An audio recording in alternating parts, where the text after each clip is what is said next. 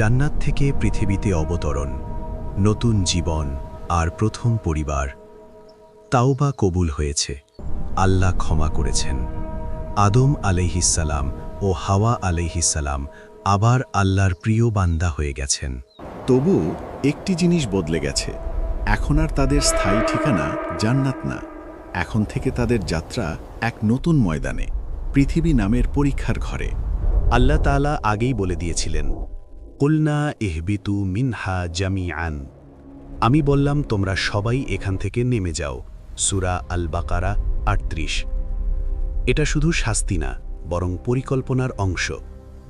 আমি পৃথিবীতে একজন খলিফা সৃষ্টি করব। বাকারা ৩০। এখন সেই খেলাফাতের বাস্তব পরীক্ষা শুরু হবে। একটা দৃশ্য কল্পনা করুন, জান্নাতের আলো ধীরে ধীরে পিছনে ফিকে হয়ে যাচ্ছে। তার বদলে সামনে আসছে এক অপরিচিত গ্রহ, নীল সবুজ বাদামি রঙে মোড়া পৃথিবী। দিন রাতের পালা বদল, গরম শীত, ক্ষুধা তৃষ্ণা, পরিশ্রম ঘাম, সুখ দুঃখ, জন্ম মৃত্যু। এখানেই গড়ে উঠবে মানব ইতিহাস। কোথায় নেমেছিলেন আদাম ও হাওয়া আলাইহিসসালাম?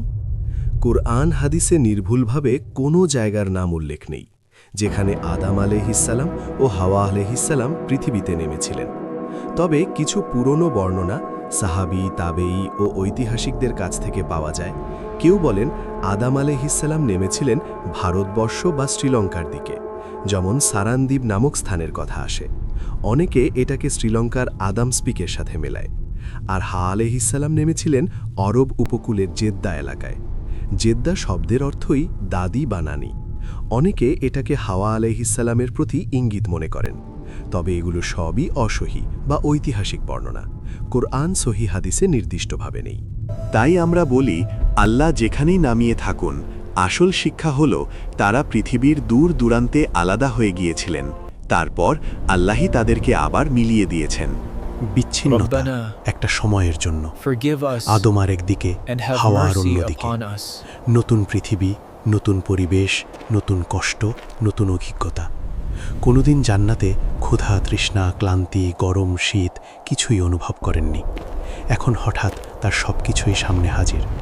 এক সময় আল্লাহ তাআলা তাদের দুজনকে এক নির্দিষ্ট স্থানে মিলিয়ে দিলেন। অনেক আলেমের বক্তব্য, এই মিলন হয়েছিল আরাফাতের ময়দানে। আরাফা মানেই চেনা পরিচিত হওয়া, জানা হয়ে যাওয়া। এখানেই হয়তো তারা পুনরায় একে অন্যকে চিনে নিলেন। অনেক দিনের অপেক্ষার পর একসাথে জীবন শুরু করলেন। খোলা প্রান্তর, দূরে পাহাড়, জাবালুর রহমার মতো।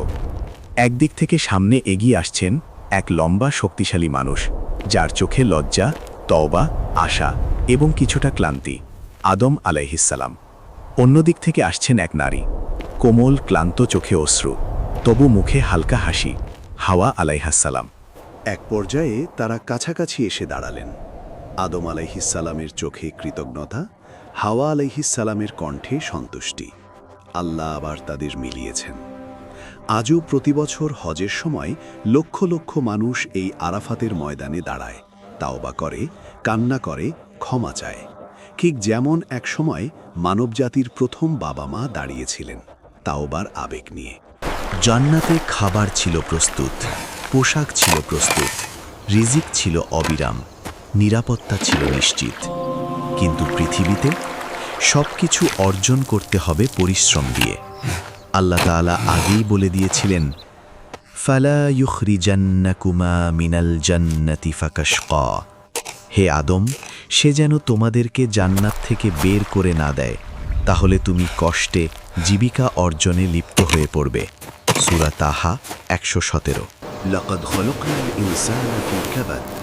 আমি নিষ্টিফাদি বানিহি মানুষকে কষ্টের মাঝেই সৃষ্টি করেছি। সূরা আল বালাদ ৪। এখন আদম আলাইহিসসালামকে মাটি চাষ করতে হবে, বীজ বপন করতে হবে, গাছ লাগাতে হবে, ফল সংগ্রহ করতে হবে, হয়তো পশু শিকার করতে হবে, আশ্রয়ের জন্য ঘর বানাতে হবে, নিজের আর পরিবারের নিরাপত্তা নিশ্চিত করতে হবে। এখান থেকেই মানুষের রুজি রোজগার শুরু। কিছু বর্ণনায় আসে যেগুলোর সনদ শক্ত না, তবে শিক্ষামূলক কথা হিসেবে আলেমরা উল্লেখ করেন। আল্লাহ আদম আলাইহিসসালামকে শিখিয়েছিলেন কিভাবে মাটি চাষ করতে হয়, ধান গম থেকে খাদ্য তৈরি করতে হয়, আগুন জ্বালাতে হয়, সাধারণ হাতিয়ার বানাতে হয়। এসবের বিশদ আল্লাহই ভালো জানেন, তবে নিশ্চিতভাবে বলা যায় প্রথম টেকনোলজি লার্নিং চলছিল সরাসরি আল্লাহর তৌফিকেই। এখানে একটা বড় শিক্ষা, কাজ করা, পরিশ্রম করা, ঘাম ঝরানো এটা কোনো অপমান না, বরং নবীদের সুন্নাহ। রাসূলুল্লাহ সাল্লাল্লাহু আলাইহি ওয়াসাল্লাম বলেছেন, কেউ নিজের হাতে উপার্জিত খাদ্যের চেয়ে উত্তম কোনো খাদ্য কখনো খায়নি। আর আল্লাহর নবী দাউদ আলাইহিস সালাম নিজ হাতে উপার্জন করেই খেতেন। সহিহ বুখারী। আদম আলাইহিস সালামই হলেন প্রথম পরিশ্রমী, প্রথম রিজিক অন্বেষণকারী মানুষ। তাই মুসলমান কখনো কাজকে হীন দৃষ্টিতে দেখে না। আপনার হালাল চাকরি, ব্যবসা, শ্রম এগুলোই আদম আলাইহিস সালামের উত্তরাধিকার। অনেকে মনে করে আদম আলাইহিসসালাম শুধু প্রথম মানুষ, নবুয়াত হয়তো অনেক পরে এসেছে। কিন্তু রাসূলুল্লাহ সাল্লাল্লাহু আলাইহি ওয়াসাল্লাম একটি দীর্ঘ হাদিসে, শাফাআতের হাদিস, সহিহ বুখারী, মুসলিম, বলেছেন কিয়ামতের দিন মানুষ বড় বড় নবীদের কাছে গিয়ে সুপারিশ চাইবে। তখন তারা প্রথমে কার কাছে যাবে? আদম আলাইহিসসালামের কাছে। তারা বলবে, হে আদম, আপনি মানব জাতির পিতা। আল্লাহ আপনাকে নিজের হাতে সৃষ্টি করেছেন, আপনার ভেতরে নিজের রূহ থেকে ফুঁকেছেন, ফেরেশতাদেরকে আপনাকে সিজদা করতে বলেছেন, আপনাকে জান্নাতে বসবাস করিয়েছেন। এখন আমাদের জন্য আপনার রবের কাছে সুপারিশ করুন। এভাবে ভাষ্য আসে। এতে বোঝা যায় আদম আলাইহিসসালামের মর্যাদা কত উচ্চ। এছাড়া এক প্রসিদ্ধ হাদিসে মুসলিম আহমদ একজন সাহাবী জিজ্ঞেস করলেন, ইয়া রাসূলাল্লাহ, প্রথম নবী কে ছিলেন? তিনি বললেন, আদম। সাহাবী বললেন, তিনি কি নবী ছিলেন? নবীজি সাল্লাল্লাহু আলাইহি ওয়াসাল্লাম বললেন, হ্যাঁ, তাকেই আল্লাহ কথা বলে শিখিয়েছেন, নবিয়ুন মুকাল্লাম। অর্থাৎ আদম আলাইহিসসালাম শুধু প্রথম মানুষ না, প্রথম নবীও। তার প্রথম দাওয়াত তার নিজের সন্তানদের প্রতি। আপনি একটু কল্পনা করুন, রাত নেমেছে, আকাশে অগণিত তারা, বাতাস ধীরে বয়ে যাচ্ছে।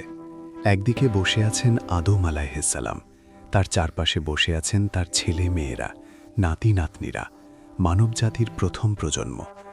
তিনি হয়তো এভাবেই বলছেন, হে আমার সন্তানরা, তোমাদের রব একজন, তিনিই আল্লাহ, আসমান জমিন তারই। তিনি আমাকে সৃষ্টি করেছেন, তোমাদের সৃষ্টি করেছেন। শুনো, শয়তান তোমাদের চিরশত্রু। সে আমাকে জান্নাত থেকে নামাতে চেয়েছিল, তোমাদেরও নষ্ট করতে চাইবে। তোমরা কখনো আল্লাহর সাথে কাউকে শরিক করো না। সত্যবাদী হও, ন্যায় বিচার করো, জুলুম থেকেও দূরে থাকো।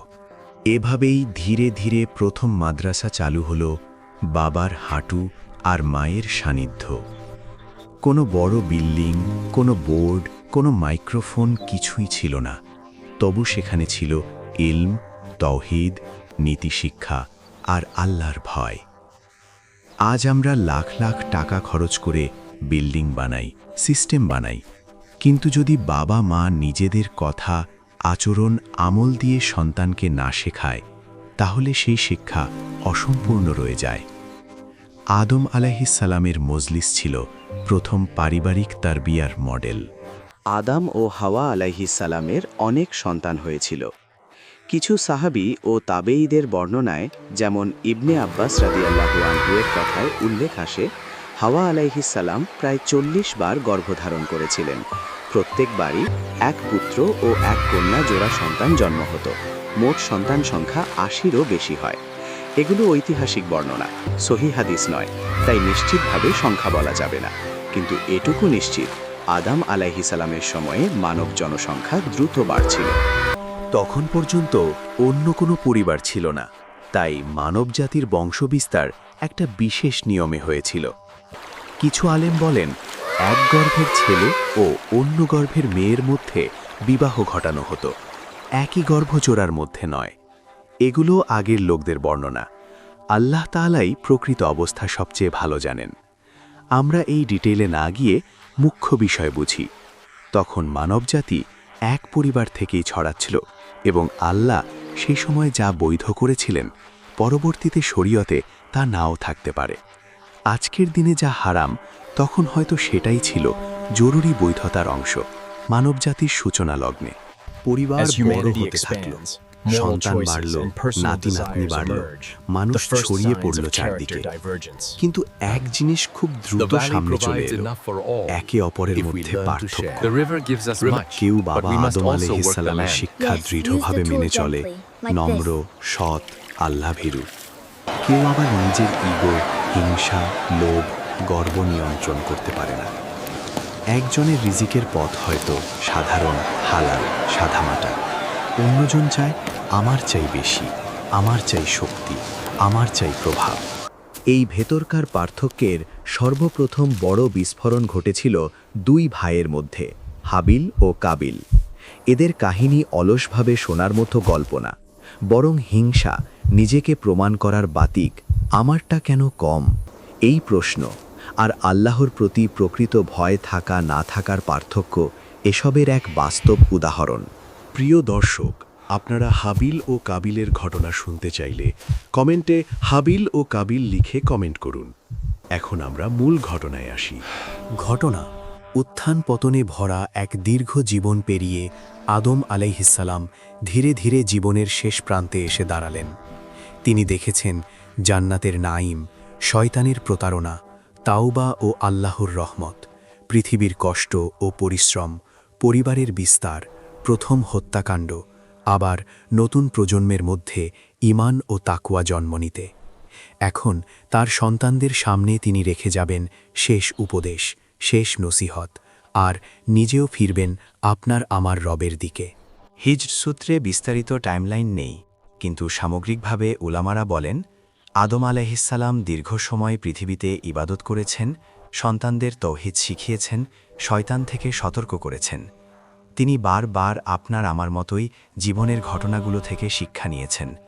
একবার ভুল হয়েছে, তাই আর কখনো শয়তানের ফাঁদে পা দেব না। তার সন্তানদের উদ্দেশ্যে, হে আমার সন্তানরা, আল্লাহ হচ্ছেন তোমাদের রব, তার সাথেই সব নেয়ামতের সংযোগ। তার হুকুম মানো, শয়তানকে শত্রু মনে করো, তার কাছে ফেরার জন্য জীবনকে প্রস্তুত করো। কিন্তু সব সন্তান একই পথে থাকেনি, কেউ ঈমান ধরে রেখেছে, কেউ আবার শয়তানের ফাঁদে পড়ে গেছে। এভাবেই দুনিয়ার বাস্তবতা তার সামনে পরিষ্কার হয়েছে। এটা কোনো জান্নাত না, একটা পরীক্ষাস্থল।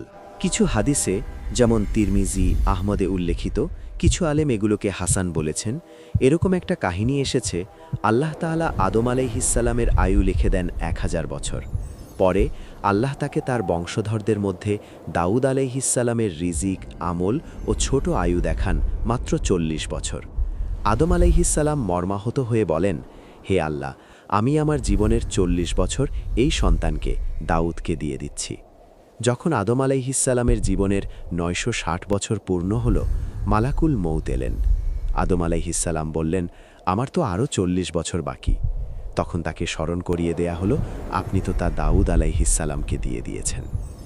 এভাবে ইনকার করা, ভুলে যাওয়া মানুষের স্বভাব হিসেবে উল্লেখ করা হয়। এটা সাহিহ মুসলিমের বিখ্যাত হাদিসে এসেছে অন্য প্রসঙ্গে, মূসা ও আদম আলাইহিসসালামের কথোপকথন, যেখানে আদম আলাইহিসসালামের ভুল ও কদর নিয়ে আলোচনা আছে। এ ধরনের রেওয়ায়েতগুলোর বেশিরভাগকে আলেমরা গ্রহণযোগ্য বলেছেন। তবে সুনির্দিষ্ট হিসাব বা বছরে অতিরিক্ত জোর দেওয়ার প্রয়োজন নেই। আমরা যা বুঝি, আদম আলাইহিসসালামের আয়ু সাধারণ মানুষের চেয়ে অনেক বেশি ছিল। তিনি দাউদ আলাইহিসসালামের প্রতি বিশেষ মমতা দেখিয়েছিলেন। মানুষের স্বভাব ভুলে যাওয়া, সেটাও তার ভেতরে ছিল, যদিও তিনি নবী। এগুলো থেকে শিক্ষা নেওয়া যায়, কিন্তু এগুলো ঈমানের মূল আকীদার অংশ নয়। একসময় আদম আলাইহিসসালাম অসুস্থ হলেন বা মৃত্যু ঘনিয়ে আসার অনুভূতি হল। মৃত্যু সম্পর্কে তিনি জানতেন, এটা কোনো শেষ না, বরং এক জগৎ থেকে আরেক জগতে প্রবেশদ্বার। কিছু বর্ণনায়, ঐতিহাসিক মুহাদ্দিসদের মধ্যে ভিন্ন মত আছে, উল্লেখ আসে। ফেরেশতারা সাদা মুখাবয়বে, সুন্দর রূপে তার কাছে এলেন। তারা তাকে জানালেন, হে আদম, এখন পৃথিবীর সময় শেষ, এখন ফিরতে হবে তোমার রবের দিকে। তার সন্তানরা তাদের চারপাশে জমায়েত হল, কান্না, আবেগ, প্রশ্ন। ফেরেশতারা প্রথমবারের মতো মানুষের সামনে জানাজা, গোসল, কাফন, দাফনের আমলি ডেমো দেখালেন। এসব বর্ণনা দুর্বল হলেও অনেক কিতাবে উল্লেখ করা হয়। কিছু আলেম বলেন, আদম আলাইহিসসালামের জানাজা প্রথম আল্লাহর নির্দেশনায় ফেরেশতারা পড়িয়েছেন। তাকেই প্রথম গোসল করানো হয়, কাফন পরানো হয় ও কবরের মধ্যে শোয়ানো হয়। আমরা দৃঢ়ভাবে শুধু এটুকুই বিশ্বাস করি, আল্লাহ তার বান্দা নবী আদম আলাইহিসসালামের মৃত্যু সম্মানজনকভাবেই দিয়েছেন। মৃত্যু কোনো অপমান না, বরং প্রতিটি মানুষের জন্য নির্ধারিত এক সেতু। আজকের আমাদের জানাজার শিকড় হাবিল কাবিলের ঘটনায় মানবজাতি শিখেছিল লাশ কবর দেয়ার মূলনীতি। এবার আদম আলাইহিসসালামের মৃত্যুর মাধ্যমে এটা দাঁড়িয়ে গেল এক পূর্ণাঙ্গ সুন্নাহ হিসেবে। গোসল, কাফন, জানাজা, দাফন। আজকে আমরা যখন কোনো মুসলমানের জানাজা করি, মৃতদেহকে সযত্নে গোসল করাই আর কিবলামুখী কবর দেই, তখন আসলে আমরা সেই ঐতিহ্যেরই ধারাবাহিকতা মানছি, যার শুরু প্রথম মানুষ, প্রথম নবী আদম আলাইহিসসালামের মৃত্যু থেকে। কিয়ামতের ময়দানে আদম আলাইহিসসালামের শাফাআতের ঘটনা। একটা খুব গুরুত্বপূর্ণ হাদিস আছে সহিহ বুখারী ও মুসলিমে, শাফাআতের দীর্ঘ হাদিস। কিয়ামতের দিন সূর্য মাথার উপর, মানুষ ঘামে ডুবে আছে, হিসাব শুরু হয়নি। ভয় ও আতঙ্কে মানুষ বলবে, চল কেউ একজন আমাদের জন্য আল্লাহর কাছে সুপারিশ করুক, যেন হিসাব শুরু হয়, আমাদের পরিণতি জানি। তখন তারা একজন আরেকজনকে বলে যাবে অনেক নবীর কাছে। প্রথমে আদম আলাইহিসসালামের কাছে যাবেন। তারা বলবেন, হে আদম, আপনি তো মানবজাতির পিতা। আল্লাহ আপনাকে নিজের হাতে সৃষ্টি করেছেন, নিজের রূহ ফুঁকেছেন, ফেরেশতাদেরকে আপনাকে সিজদা করতে বলেছেন, আপনাকে জান্নাতে বাস করিয়েছেন। এখন আমাদের জন্য আল্লাহর কাছে সুপারিশ করুন। কিন্তু আদম আলাইহিসসালাম বলবেন, আজ আমার নফস, আমি আজ নিজের চিন্তায় আছি। আমি সেই গাছের কথা মনে করছি যার নিকটে যাওয়া আমাকে নিষেধ করা হয়েছিল, তবুও আমি সে গাছের কাছে গিয়েছিলাম। আজ আমি নিজেই ভীত সন্ত্রস্ত। তোমরা অন্যের কাছে যাও, নূহ আলাইহিসসালামের কাছে যাও। তারপর তারা যাবেন নূহ আলাইহিসসালাম, ইব্রাহিম আলাইহিসসালাম, মুসা আলাইহিসসালাম, ঈসা আলাইহিসসালাম, শেষে আমাদের নবী মুহাম্মদ সাল্লাল্লাহু আলাইহি ওয়াসাল্লামের কাছে। এটাই হলো মাকাম মাহমুদের ঘটনা, যেখানে শেষ পর্যন্ত রাসূলুল্লাহ সাল্লাল্লাহু আলাইহি ওয়াসাল্লাম সিজদায় পড়ে আল্লাহর কাছে সুপারিশ করবেন। এখান থেকে দুইটা বড় শিক্ষা পাই। আদম আলাইহিসসালাম মানবজাতির পিতা, প্রথম নবী, আল্লাহর কাছ থেকে সরাসরি ইলম পাওয়া। ফেরেশতারা সিজদা করেছে তার সামনে, তাই সবাই আগে তার দিকেই যাবে। নবীদের বিনয় ও ভয়, তিনি আজও সেই গাছের ভুল নিয়ে লজ্জাবোধ করেন, অথচ আল্লাহ তার তওবা কবুল করেছেন, তাকে হিদায়েত দিয়েছেন, নবুয়ত দিয়েছেন। তবুও তিনি নিজেকে নিরপরাধ ভাবেন না, বরং আল্লাহর সামনে চূড়ান্ত বিনয়ে থাকেন। আমাদের কি অবস্থা? ছোটখাটো ভালো কাজ করে নিজেকে ধার্মিক টাইটেল দিই, অন্যকে তুচ্ছ করি। গুনাহ করে বিন্দুমাত্র লজ্জা হয় না, তাও বা দূরের কথা। আদম আলাইহির থেকে আমরা শিখি, ভুল হলে সাথে সাথে তাওবা, জীবনভর বিনয়, আল্লাহকে ভয়ে ভয়ে ডাকা, নিজের আমলের উপর ভরসা না করা। এতক্ষণ আমরা এক লম্বা সফর করলাম। আলোর জগৎ, ফেরিস্তা, জিন, ইবলিস, মাটি থেকে আদম আলাইহির সৃষ্টি, জ্ঞানের মর্যাদা, ফেরেশতাদের সামনে ইলম পরীক্ষা, সিজদার ঘটনা, ইবলিসের অহংকার ও লানত, জান্নাতে জীবন, হাওয়া আলাইহির সৃষ্টি, নিষিদ্ধ গাছ, প্রথম ভুল, তাওদা, পৃথিবীতে অবতরণ, পরিশ্রমের জীবন, প্রথম পরিবার, প্রথম দাওয়াত, হাবিল কাবিল, আদম আলাইহের শেষ জীবন ও মৃত্যু, কিয়ামতের ময়দানে তার ভূমিকা। এখন প্রশ্ন, এই কাহিনী আমাদের জন্য কি রাখল? তোমার উৎস, তুমি কোনো অর্থহীন দুর্ঘটনা নাও। তুমি এক সম্মানিত সৃষ্টির সন্তান, যার সামনে ফেরেশতারা সিজদায় ঝুঁকেছিল। তাই নিজেকে নষ্ট করো না হারাম, গুনাহ, নিজ চরিত্র দিয়ে। তোমার দায়িত্ব খলিফা হওয়া, শুধু ভোগ করার জন্য না, দায়িত্ব নেয়ার জন্য। তুমি পৃথিবীতে নিজের পরিবার, সমাজ, রিজিক, নৈতিকতা সব জায়গায় আল্লাহর বিধানকে সর্বোচ্চ মানদণ্ড বানাও। তোমার শত্রু শয়তান, সে তোমার আবেগ, লোভ, ভয়, কৌতূহল সব বুঝে শুনে আক্রমণ করে। ইবলিসের কসম, সামনে, পেছনে, ডানে, বাঁয়ে আমি ওদের কাছে আসব। আরাফ 16-17। তুমি কি কোরআন সুন্নাহর সুরক্ষা কবচ নিয়েছ? তোমার লাইফলাইন তাওবা। আদম আলাইহিসসালাম ভুল করেছেন, কিন্তু থেমে থাকেননি, তাওবা করেছেন। তুমিও ভুল করো, প্রশ্ন কত দ্রুত তুমি ফিরে আসো। তোমার পরিচয় আদমের সন্তান। তোমার রক্তে আছে তাওহিদ, ইলম, তাওবা, ইবাদত, সংগ্রাম, এই সব কিছুর বীজ। শয়তান চায় তুমি ভুলে যাও তুমি কার সন্তান। ভুলে যেও না তুমি এক নবীর সন্তান। এই ভিডিও থেকে যদি অন্তত 3টা জিনিস নিজের জীবনে নেওয়ার ইচ্ছা জাগে, তাহলে এই কন্টেন্টের হক আদায় হবে। প্রতিদিন অন্তত একবার আদম আলাইহির সেই দোয়া পড়া, রব্বানা জলামনা আনফুসানা ওয়া ইল্লাম তাগফির লানা ওয়া তারহামনা লানাকুনান্না মিনাল খাসিরিন। হে আমাদের প্রতিপালক, আমরা নিজেদের ওপরই জুলুম করেছি। আপনি যদি আমাদের ক্ষমা না করেন আর রহমত না করেন, তবে আমরা তো নিশ্চিতই ক্ষতিগ্রস্তদের অন্তর্ভুক্ত হব। 2. নিজের ভেতর হিংসা টের পেলে সঙ্গে সঙ্গে আল্লাহর কাছে আশ্রয় চাওয়া। ইয়া আল্লাহ, আমি কাবিলের মতো হতে চাই না, আমাকে হাবিলের পথ দান করুন। 3. এই কাহিনী ভিত্তিক আমল। পরের কোনো নামাজের পর, বিশেষ করে রাতে, কিছুক্ষণ একা বসে নিজের জীবনের ওপর তাকাও। আমি আদম আলাইহির সন্তানের মতো জীবনযাপন করছি নাকি ইবলিসের অনুসারীর মতো? জীবন কোরআনের পথে বদলাতে চাইলে চ্যানেলটি সাবস্ক্রাইব করুন এবং ভিডিওটি ভালো লাগলে লাইক, কমেন্ট ও শেয়ার করুন। আরও ইসলামিক ভিডিও পেতে চ্যানেলটি সাবস্ক্রাইব করতে ভুলবেন না।